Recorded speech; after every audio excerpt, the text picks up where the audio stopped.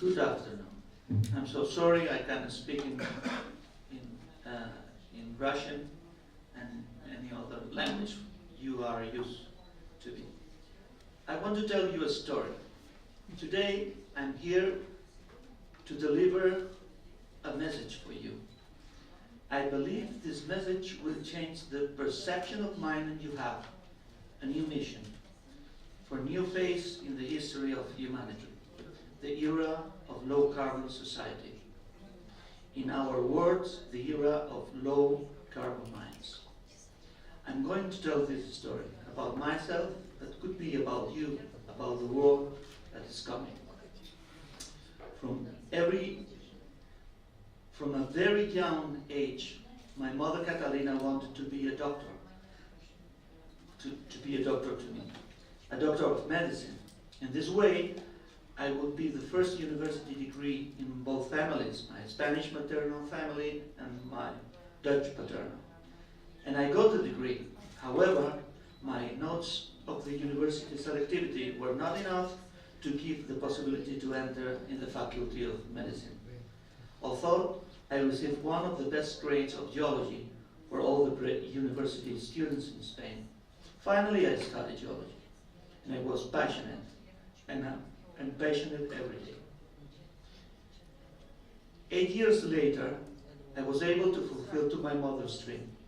The day I presented my doctoral PhD thesis in sequential stratigraphy for oil exploration. I told Catalina, that's my mother's name, look at your son, he's already a doctor. I always remember that moment when she told me, don't worry Arnold, you will be a medicine doctor for me. You'll see it on future. So today I'm 57 years old, my mother is 88 years old, and she has Alzheimer's disease.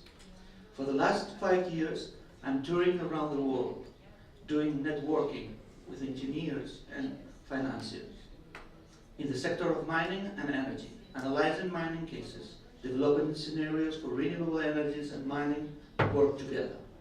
Not only in the production side, but in the environmental and social license side as well. Leaders from local communities, trade unions, officers of government. By the end of this year, I will have visited Chile 5 times, Peru 3 times, Canada 6, 2 times Australia, South Africa, Mexico, and today I'm here in Amsterdam. I manage a group of 1,250 listening experts on renewable energies in mining, and I have more than 2,500 contacts on listening directly related to renewables and mining sectors. They belong to all types of mines, big and small, open pit or underground, copper, gold, uranium, coal, industrial minerals, and even quarries. And of course, all kinds of renewables, solar, wind, hydro, biomass, geothermal, pumped hydro storage, batteries, etc. Last year, I founded RENEW, Renewable Energy and Mining International Observatory, where experts around the world, around the globe, help to others to sharing our message. Come back to Catalina history. My mother, when she feels I travel too much, she asks me, what do you have to do so far that you cannot do here? And I tell her that I'm fulfilling her mother's dream, a mother's of a famous medicine doctor, visiting patients throughout the world, talking and working with other doctors, doing operations, but my patient is the planet. And the hospitals I work are mines. In these hospitals, the metal blood transfusion allows the production of solar and wind energy plants to support patients into new breath. This patient has climate fever. The diagnosis is precise, but the treatment is complicated because it needs great amount of hospitals and metallic blood. Today, I'm here in Kazakhstan.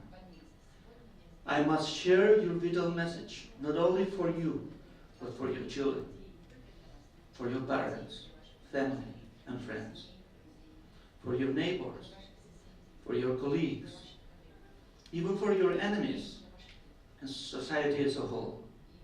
And this is my message. Without mining, there are no renewable energies. Without renewables, climate change is inevitable. The 21st century mining mission is save the planet. Mining is not the problem. It's part of the solution. Mining is not the problem, but some miners are. Really, they are. Please close your eyes and imagine a medicine doctor smoking the whole day, getting drunk every night and going drugged in the daily basics and managing the board of directors of an hospital. Or imagine the president of Coca-Cola drinking all the day in public Pepsi-Cola. Or imagine the president of Mercedes-Benz driving BMW day and night. Or imagine the Apple's CEO working with Windows and having Samsung smartphone.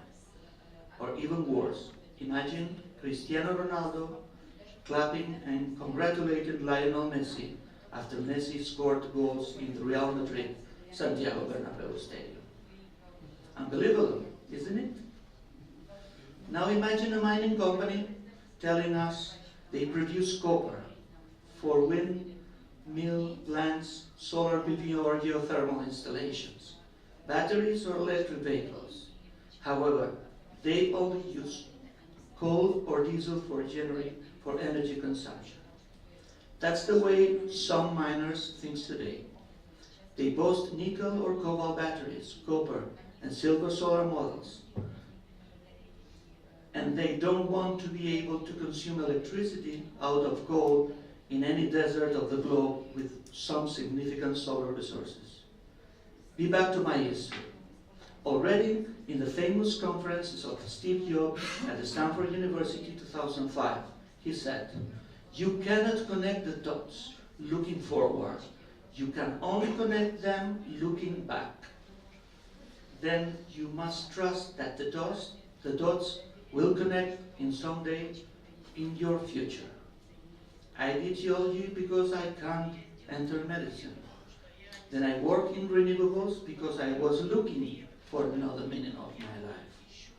And 2 years ago, when my mom had diagnosed Alzheimer's, the poems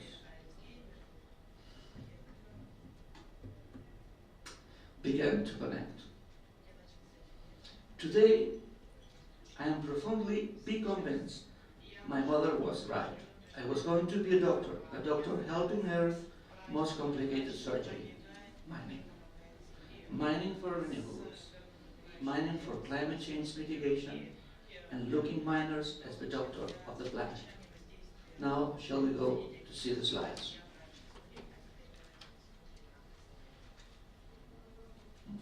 Four questions.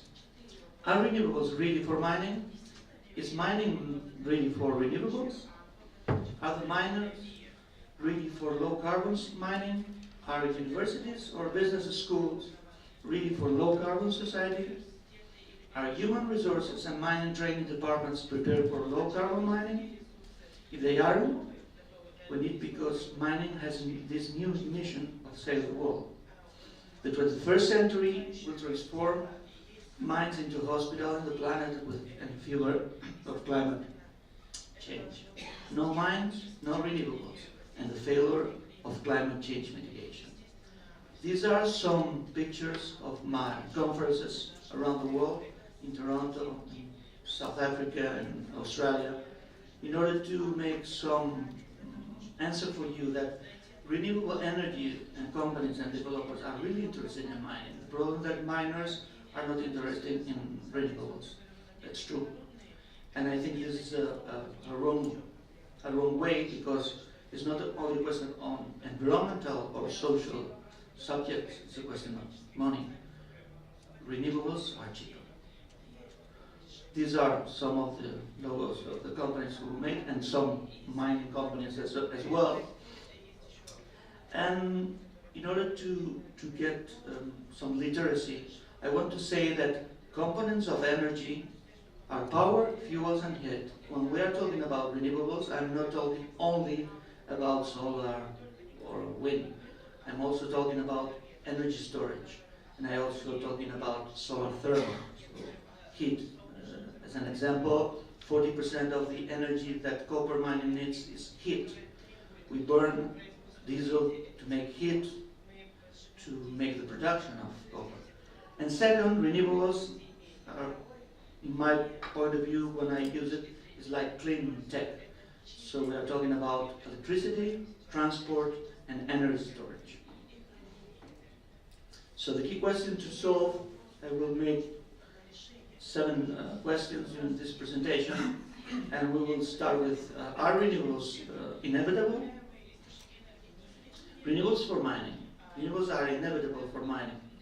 Elon Musk, by definition, says, we must move to renewable energy. The alternative is the world that simply runs out of energy and civilization collapses. And that's true. This is not a question of ecology, it's a question demonstrated.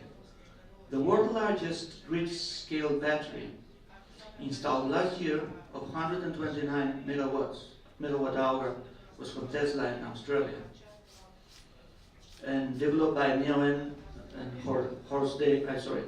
using the electricity of the Neoen's Hornsdale wind farm in Jamestown, in the region where BHP Pilkington Olympic Dam is requiring energy.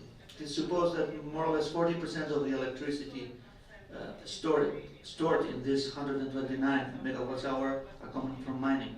These are renewables and energy storage for mining as well.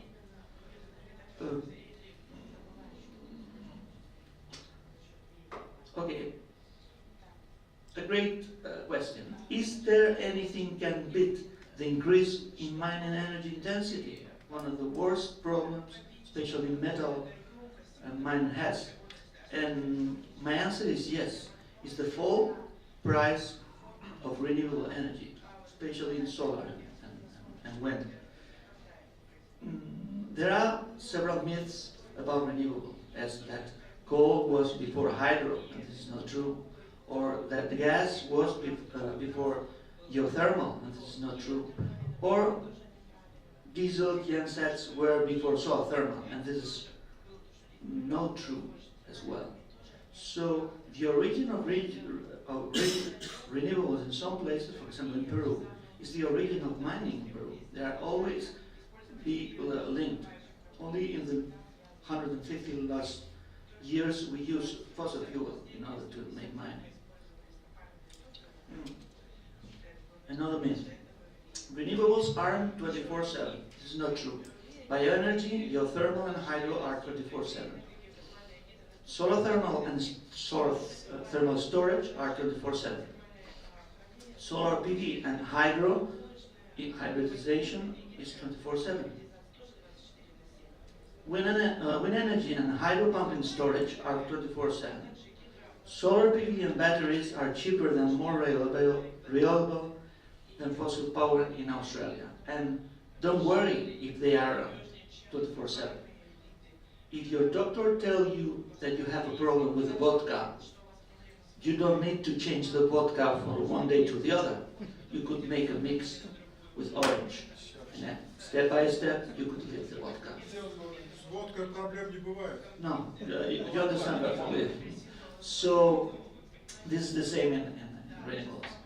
Commodities inevitably for low carbon society. In this picture, in this infographic, you will see different type of, especially metals needed for this new smart society we have. You know, new future, clean energy, low carbon, anyway the name. And there is 4 major or 5 major sectors. One is solar and wind, that needs steel, iron ore, coking coal, silicon, copper, aluminum, silver, or for example, in silver, 10% of the world production of silver is going to solar PV production. or platinum. And in energy storage, we know about lithium, cobalt, nickel, graphite, vanadium, graphene, manganese, copper, iron, aluminum, zinc, lead. Electric motors are also dissolved. There are several others, wiring in aluminum, copper, and other collaterals. Shall we go now to see some images that I prepared in a work of 5 months ago about the requirement of major metals for solar and wind energy worldwide between 2015 and 2022. The vertical axis is logarithmic, so we can see an example. You can see here silver. We're talking about 1,753 tons until in 2022 to 3,875. Or in the case of silicon, is not so important for you maybe, iron ore, no, the first one, 15.3 to 24.28 million tons. Or coking coal, because we need coking coal to make steel, and this steel we need to make windmills. So we could see in different places, but the most important area for me are these two, is copper and aluminum. We are talking about 1.17 million tons to 2.43 million tons, and these are all the major metals that you need for the production, not for to make transportation or for to make other type of things. But that's important to know that every time more these markets are more important for mining. Here, I don't know what's the problem with the color, but anyway, these are the same not only in energy, in aggregates, in industrial minerals, in metals and energy metals. I suppose the copy you will have with all the colors. I don't know which. This is the problem, no? But especially in metals, it's very important. We're talking about 5 million tons is here. 5 million tons in 2015 to close to 12 million tons in 2022. So, second question, why renewables are imperative for mining? Oh, that's great. Okay, the first is renewables for mining, and these are renewables for mining and mining for renewables.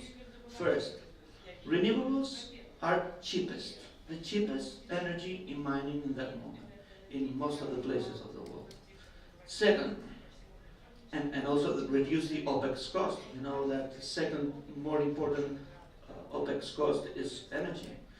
Second, renewables are the best fair energy for the local community, and that decreases the risk of social license. That you know that social license every time more is more important than even an environmental licenses worldwide. Third, renewables energy are more sustainable, you know, for the planet to mitigate environmental risks, and especially for the carbon footprint. I tell you one thing, in less than 3 years, Chinese will ask for your carbon footprint of your mines, because you will have to pay. They don't want to pay the carbon footprint of the others. They will pay the carbon footprint of their mines, but not from the other. This is an announcement they made in June last year in Australia. And Australians are really not angry, but they are really getting work in order to reduce this carbon footprint, because it's not. We are talking about money, a huge amount of money. And finally, renewables is the best market niche for commodities. In the case of renewables, mining is a very interesting market because it's the largest future market for energy, for electricity, due to the energy intensity. You know. Second, mining growth, the market potential of renewables, due to the low carbon society, we will need more metals. So finally, for them, that's very interesting to get the miners as the customers, because they know this is a good customer for future. Third, because even for batteries and electric vehicles, it's an ideal market. If you are a transport company that you have to transport from Moscow to Astana, you have a great problem if you want to change all in electric vehicles. You need chargers. But if you are talking about the mine in a specific location, you could put the chargers inside the mine, and that's perfect. And take care about electric vehicles is not only for the big trucks, it's also for the transport of the miners to the mine and coming back.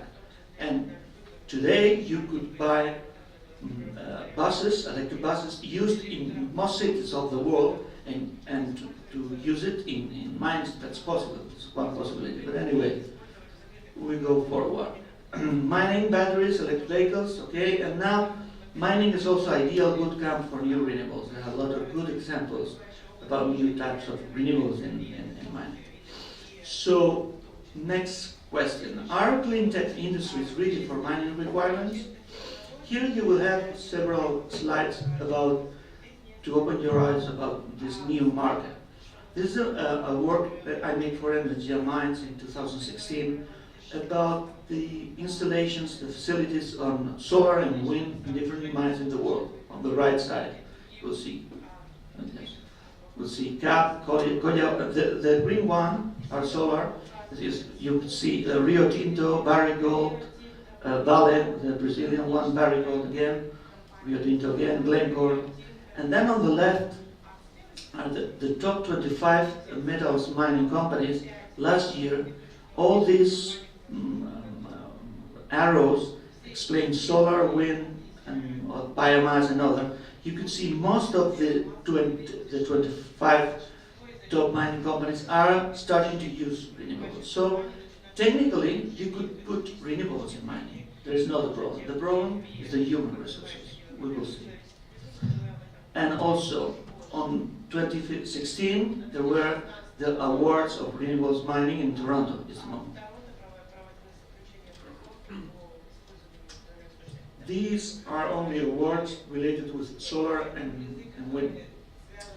And we could see mines of Canada, and we were in Canada, South Africa, Chile, Suriname in South America, Mexico, Canada, Australia, Canada. And these are some guys on different, this is Barrick, different people receiving this award. So that means there is a market, because if they have even awards and rankings, there is a market. Why don't you use it? So understanding renewables and mining market segments is very important. How renewables and mining interact. First, R for M, renewables for mining. You have renewables and use for self-consumption to the mines. This is one way. This is the way that usually all the people think about it. There is another type of way. Second, mining for renewables. That means mines install renewables to decrease carbon footprint, or to close the mine, or due to CSR, customers' social responsibility. Today, I heard there is some people from Freeport McMoran here, right? Or not? There is not, but they have a very good example of this type of installation in Peru. Third, the blue one, renewables to mining. So that means renewable energy installation that goes to electric companies, to the grid, and then from the grid goes to the mines. That's a typical model in Chile. And finally, last but not least, mining to renewables. These are mining companies that install renewables in order to sell to the electric companies. Usually, the typical companies on coal in India. We will see now every of this. I make this several reports. This is an Australian mining article I made last year, but 2 years ago I made this classification in order to separate these four major sectors of renewables on A, B, C, D. So that means Renewables for mining, self-consumption, mining functions. Second, the green one, mining for renewables, corporate social responsibility functions. The third, renewable to mining, that's renewable power mining consumption functions. And fourth, mining to renewables functions on renewable electricity miners. With the documentation of this presentation, you will receive also an article of 8 pages I made also for the IMARC Australia last year, and you will have, I don't know, 40 or 50 examples of different mines in every of these steps. And this organization are based on the following. I'm looking on 2 things. Where is the flow of the electricity? Goes to on the mine, or is out the mine, off the mine? So on, off.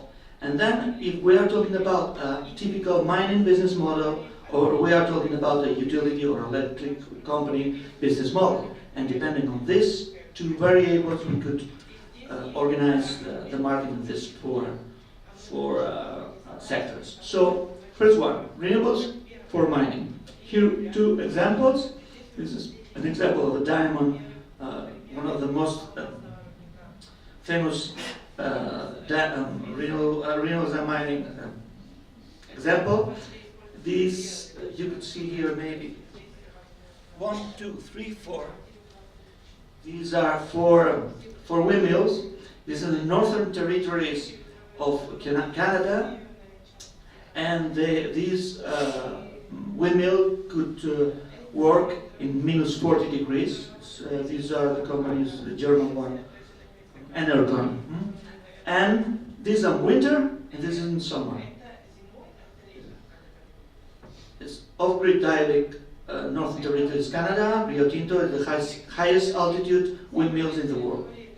And second example is on-grid. This is off-grid, this is on-grid. It's Amanecer Solar, Solar PV, iron ore. Cap Minera is the mining company in Chile. And this is the first installation of 100 megawatts made in 2014. It's a very interesting example because in that time this was the biggest solar PV installation in Latin America. Second, mining for renewables. Several examples. The Ollagüe Andean community is a very beautiful project made by Freeport-McMoRan, copper, with Enel Green Power. This person is a Chilean. Is close to the border of Bolivia. No? This person, this woman, the people convinced her to go to India. Go to India to learn how to manage or how to make operation and maintenance in solar PV. And then she went back in order to be the engineer, it's not engineer, the person in charge of this installation. This is a mini grid, microgrid with solar, 100% renewables, solar, some small wind, and batteries. Third, the Kingston Hydro Storage Project, that one, it's now starting to work. This is beautiful because it's a mining closing two open pits with different altitudes, and they make pumped hydro in that. And with installation of 270 solar PV installation. Now they are around 222. They are finishing this project. Very important. And the third one, the Taconite Reach of Tech Resources. This is this installation. So technical resources, in order to descend their carbon footprint, they buy an installation in another place. So the electricity of this windmill goes to third parties, not to the mine. So third one, renewables to mining. That's very interesting. In Latin America, especially in the border of the north of Chile and Peru, you could see these. In 2016, there were 11 large Latin solar PV plants, and from the 13 most important, 11 were linked to renewables for mining. In the part of the north of Chile, 85% of the electricity is consumed by mining companies. In the south of Peru, 44%. 2%. When you see the statistics, nobody talks about renewables for mining, but the electricity goes to mine. So finally, these are also renewables to mining. And here you have the name of every of these installations with the capacity, 160 megawatt, and the production, 400 gigawatts hour a year. Anyway, so you can see there are a lot of examples of renewables, and if they can do, you could do. And finally, mining to renewables. These are very special. For example, Alterra Power Corporation, the first one is a Canadian company making renewables. And they have several beautiful examples. Here you could see wind power, hydropowers, geothermal, and solar. This geothermal is very curious because they are in Iceland. And in Iceland, they are making production of electricity for a smelter of Rio Tinto. So in that way, we see both sides. The sides of Rio Tinto using renewables, and the sides of Alterra, as a mining company, belongs to a mining company or to Pan American Silver Corporation, selling this electricity in order to do that. So this kind of mix you could see in several places. And then, because this is a commodity, it's a utility company, and especially the Indian. As an example, Tamil Nadu is one of the installation of the Adani Group. The Adani Group is one of the biggest coal mining companies in India, integrated forward into a thermal electricity company. So in that moment, the Adani Group is installing for the next 5 years 10 gigawatts of solar PV, 10,000 megawatts. And even this is not enough for them. Even this company went last year to go to Australia in order to make an installation of 200 megawatts of solar. So in order to give electricity in Australia, not to mine it, to third people. We have other examples of Tata Steel, for example, is making joint venture with wind energy companies, and the hydro companies belong to Vale in Brazil, or Rio Tinto, or even Glencore, Boca in Peru. Sorry. Okay, key questions to solve. Why is the mining not prepared for low carbon society? Are miners ready for low carbon mines? Because we see that the market is there.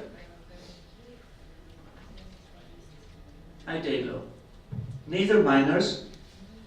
When a miner is back at home after 2 weeks in an isolated desert, he or she doesn't have the time to go on training. They need to share with the family and friends. But nor universities, nor business schools, nor mining training departments, no trade unions are making now training on renewables for mining. That's a paradox, but that's true. Here you will see 4 examples. This example is biomass made in South Africa. This biomass permits, this big one, also make decontamination of some ponds in mining. So and then they use this biomass in order to burn to make electricity. So both solutions. In geothermal, you have geothermal. This is in New Guinea. Not in that example, but in other examples in Philippines. They use the arsenic to introduce again inside. The arsenic is coming from the nickel mines. They use the electricity, but also they introduce again the arsenic in order to decontaminate the power. And finally, this is solar thermal. This is the biggest solar thermal installation in the world. Is they produce heat for a copper mine. And they have here, this point, is a big, in that case, is a big storage, external storage, that they could control the temperature of the solving. And finally, that's very interesting. This is an installation of 33 kilowatt solar PV batteries. And this is the IT control of Chuquicamata copper mine. Chuquicamata copper mine is the biggest open pit mine of the world.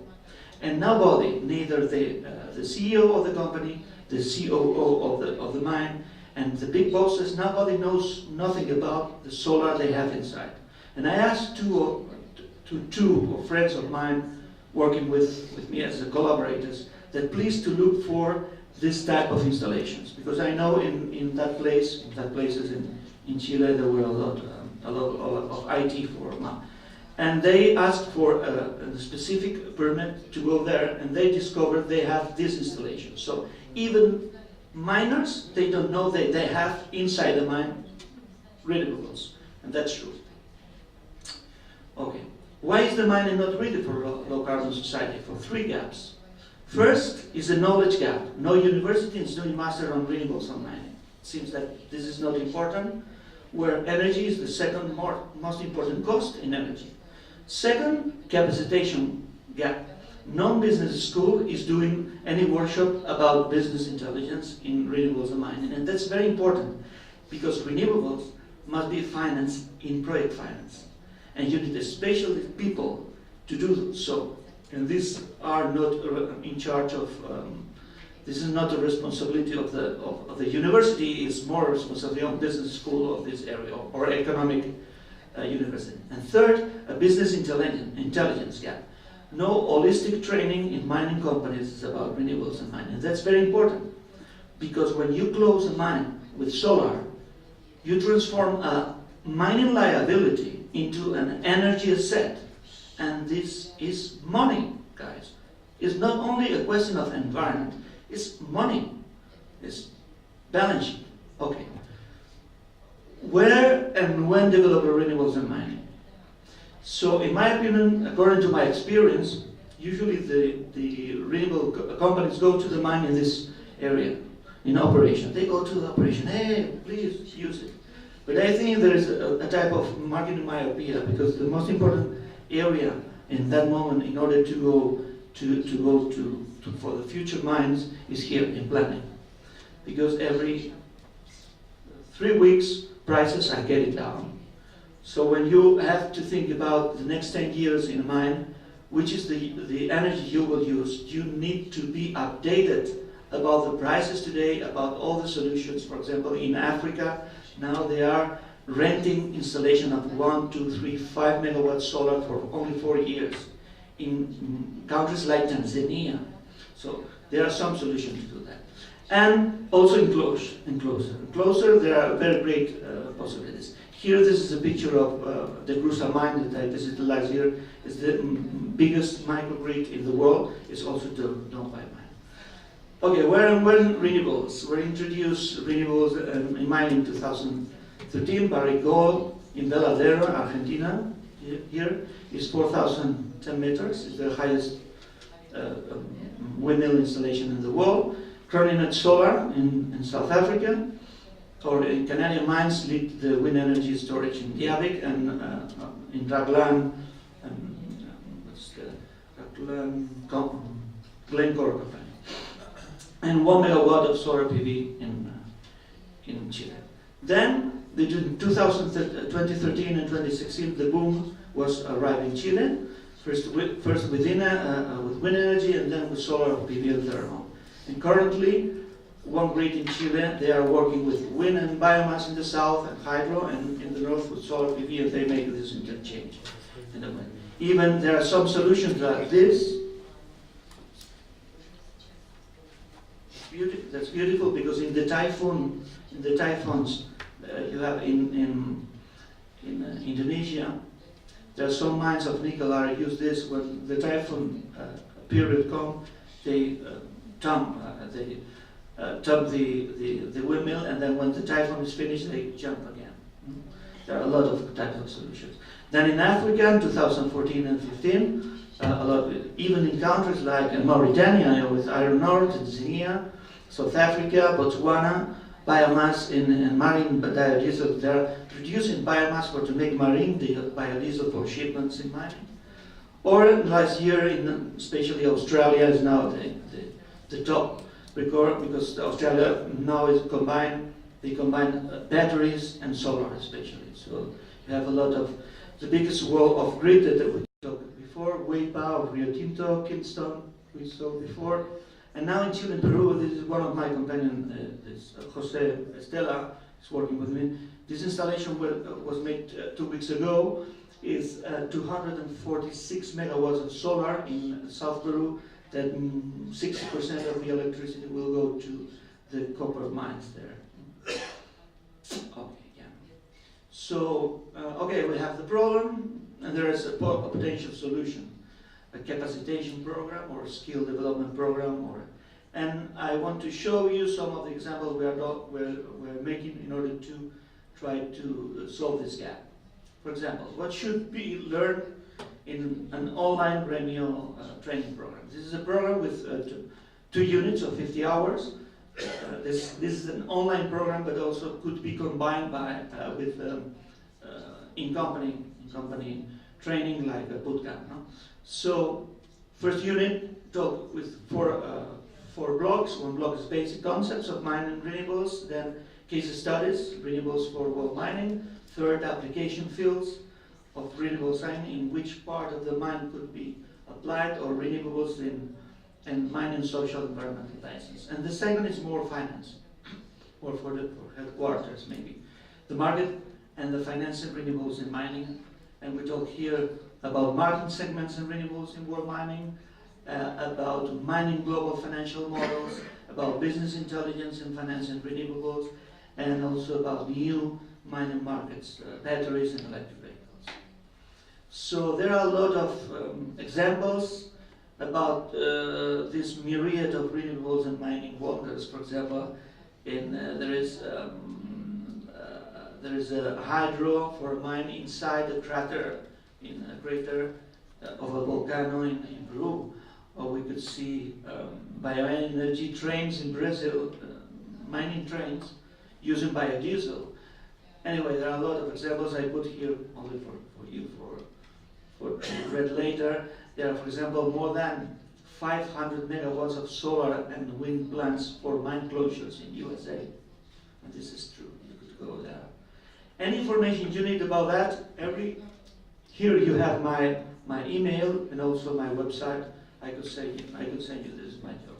So, finally, what I want to finish with this key-driven ideas. First one, mining commodities are inevitable for renewables. Second, renewables are inevitable for mining. Environment? No. Only the cost of renewables falls faster than the increase in mining energy intensity.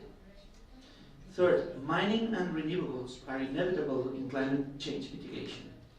No mining, no renewables, no future on climate change mitigation. Mining and renewables are businesses. I repeat, business for low carbon era. There is also the possibility to think about a new mining, new mission, saving the planet, doing business. Mines as hospitals for metal blood transfusion to renewables. And remember, hospitals are also business. There are no problem to do business with the health of the planet. Nevertheless, are you trained to accomplish this mission? Thank you. Only to use this sentence, this quote of one former minister of oil of Saudi Arabia, when they say the Stone Age didn't end for the lack of stones, and the old age will end long before the world runs out of oil. And thank you very much.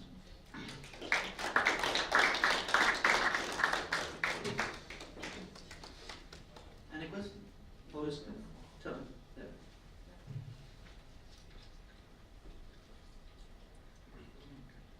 Thank you very much for your presentation and all this. A question I have for you is, when you engage with mining companies or mining company providers, thinking about your life cycle of the mine or the planning, the process you go through, and I agree wholeheartedly with you that the planning stage is a very important phase. Do you work with companies, or do you know of any examples where the range of options are presented to the client or the company, looking at like Greg's presentation around the life cycle? So do you compare, wind, solar, hydro for that area versus coal versus Yes. traditional methods? Okay. First, don't make war, make love. I don't hate. I'm not hating. I'm especially on oil exploration. This is my PhD, So, but the idea that times are changing, even for shareholders. For it's not a question to say, oh, coal is better or not better. It's only to say, okay, these are new time, and we have to think about it. I don't know if I understood quite good your question, but usually I will explain another thing. Usually when I make my workshops, especially for people from renewables, in order to understand mining, I explain how renewables could apply in exploration. There are some examples, beautiful examples, in exploration, in planification, in operation, and in closure. And usually we explain this. Sometimes in these workshops there are some miners, but usually the miners are people, mining people are not geological people or engineers. There are a lot of people. Usually there are people from the area of energy. But also these are the people responsible on CSR or environmental. So they need examples, they need resources in order to convince to the others. But the problem of those people, with all my respect, that they don't use calculators, they don't use electricity. And there is a very beautiful formula to demonstrate that renewables are compatible with cost. Because, I'm so sorry because I will speak about finance. Because EBITDA, earnings before, divided by weighted average cost of capital, is the value of a company. If you have less cost in energy, you have higher EBITDA, so that means you go up, your company. Okay, the competitors could tell you, but maybe my coal is also cheaper in future, right? But in the denominator, weighted cost of capital, there is one word that is risk. And if you have risk, you have a premium risk. And premium risk means go down, decrease your and renewables are the opposite of risk.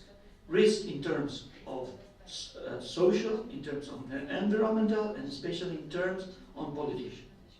So this is the way of but when you try to explain this to people from in the mind of the Department of Environmental, they say, oh, too much numbers, I don't want to, but this is the only way you could convince the CEO. Sorry, I don't know if I answered your question, but this is the truth.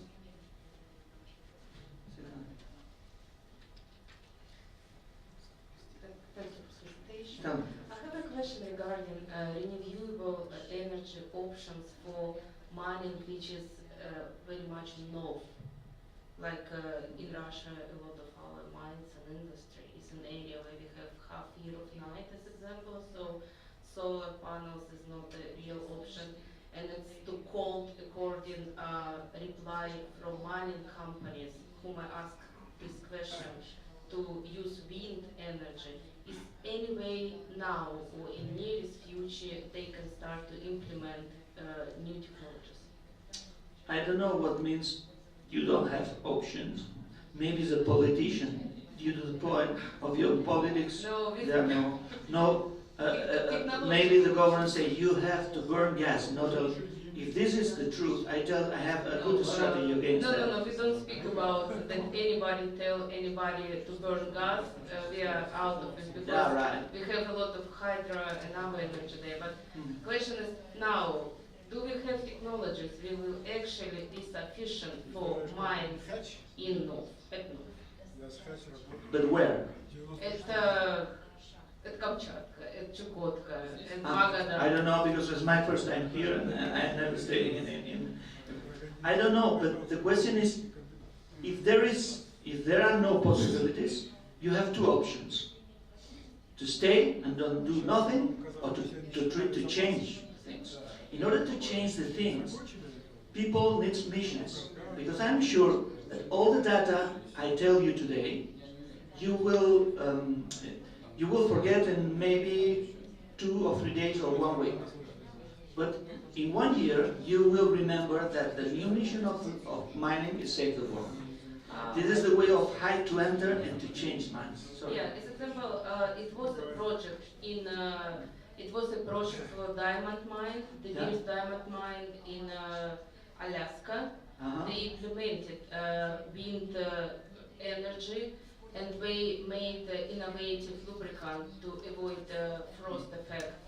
They reached 10% of energy saving up to now, which of course is a bit more academic results than industrial results. So, but I understand this is most probably still the best example what we can reach for this hard weather environment. Yes, but one part is energy efficiency and the other part renewables. The question is, with energy efficiency, you do one time well, but the second you cannot demonstrate nothing because they say you are in the newest scenario. The renewables is different. Today you have these savings. Next year you have more savings and more savings. You are developing assets, not liabilities. But anyway, energy efficiency, I know about this Alaska.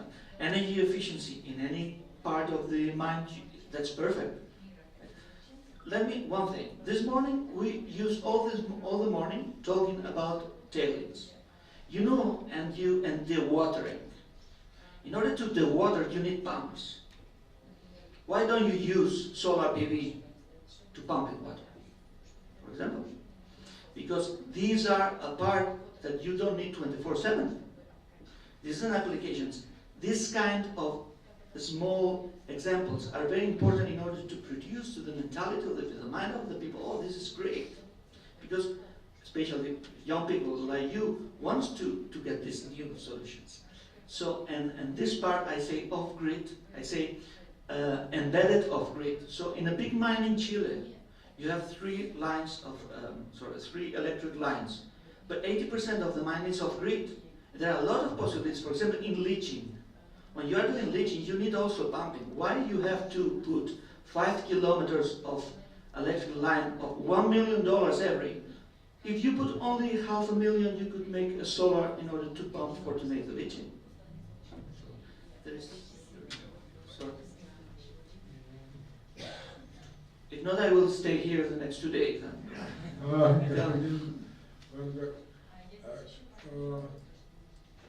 Ну, во-первых, замечательные идеи, замечательные примеры. Но я хотел бы сказать вот что. Все это можно было, наверняка это сделано, наверняка будет делаться, но пока все это пригодно для того, чтобы снабжать электроэнергией статические механизмы, то есть вентиляторы главного проветривания, компрессорные машины, подъемные машины. А вот не менее важные другие операции, как бурение под землей, погрузка, доставка, это автосамосвалы, буровые каретки, и фронтальные погрузчики, которые движутся на дизельных двигателях и на поверхности, на карьерах автосамосвалы, бульдозеры, грейдеры тоже на дизельных двигателях, они все время движутся. Как их снабжать электроэнергией, потому что нужен кабель. Первые такие самоходные машины под землей были кабельные. На моей памяти в 1962, 63, 63, 64 годах я работал на американских машинах 18HR, 19HR, которые работали питались от кабеля электроэнергии. Двигатели у них были электродвигатели. А как питать дизельный двигатель? Потому что кабелем можно питать максимальной длиной 100-150 метров, во-первых. А во-вторых, кабель, который наматывается на барабан и тянется за машиной, имеет всегда возможность порваться от того, что что-то упадет, что-то на него наедет. А это чревато большими простоями и опасностью для жизни. То есть вот эти основные процессы по добыче руды, они в настоящее время никак не могут быть привязаны к возобновляемым источникам электроэнергии, потому что нет накопителя. которые бы накапливали электроэнергию, а потом бы она отдавалась на каким-то образом на клиент. Как этот вопрос решается, или если вы знаете об этом, то, пожалуйста, скажите. Okay, about exploration. There is a question in general when we talk about scan. That's the problem is that the industry of machinery, the suppliers, in that moment they have some kind of myopia of marketing. They're using the business as usual, and they think that things will last forever in that way. Talking about trucks. And remember when I was talking 3 years ago with the people of Caterpillar. They say no. In Toronto, our point of view is different, and also in Chile. We think that the electric vehicles in trucks, for example, then in trucks, this is not my. We suppose we will need 25 years in order to develop this. And I asked them, sorry, you are not the boss. The boss is the mining company. And now I want to link to this problem. Goldcorp is now in northwest Ontario, Canada, developing 3 mines, 100% renewables on trucks. They say for the first mine to the Avic. Sorry, do I have no these guys? The truck company we told Danvik, no? Danvik. Okay, if you give me 100% changing their machinery 100% to this, I will give you the business of the third. And they say, now they have 50 to 60%. They will change all the machinery to do that. This is a driver. Finally, all these competitors will do it this way, because if not, they will lose. So in exploration, no, that's true, but I tell you, you will see, Second, in terms on exploration. In exploration, that's very curious, because we say in Renewable, we say the mobile renewables are the best, because you could use in all these machinery. But the problem is that the producers, the manufacturers, they don't do. And sometimes it's because especially the providers of fossil fuels must on diesel, they don't want to do. They are not. They don't sell the products. They sell a service. And when they sell services, it's difficult to make competition. But there are several beautiful examples in exploration. If you send me an email, I will send you in Canada, especially in the camps. Camps are really important. You have to think one question. A mine, Chuquicamata mine in Chile, 10,000 workers. One of the 3 most important solar resources in the world. There is the city is named Calama. It's only 30 to 40 kilometers from the mine. And they use all the transport of this 40 with diesel buses. So there is something wrong here. Because they are, and then they have problems when they have, no, we have to cut costs, and we don't know. When you could do this, exactly using renewables, solar especially, and batteries. And I say batteries because in that country, in Chile, in the capital, in Santiago, Chile, there are now 10 to 12 buses, electric buses, Chinese buses working.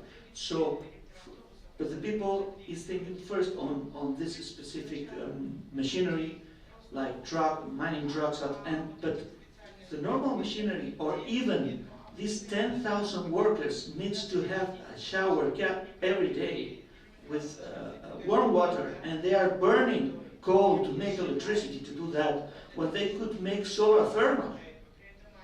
Examples are infinite.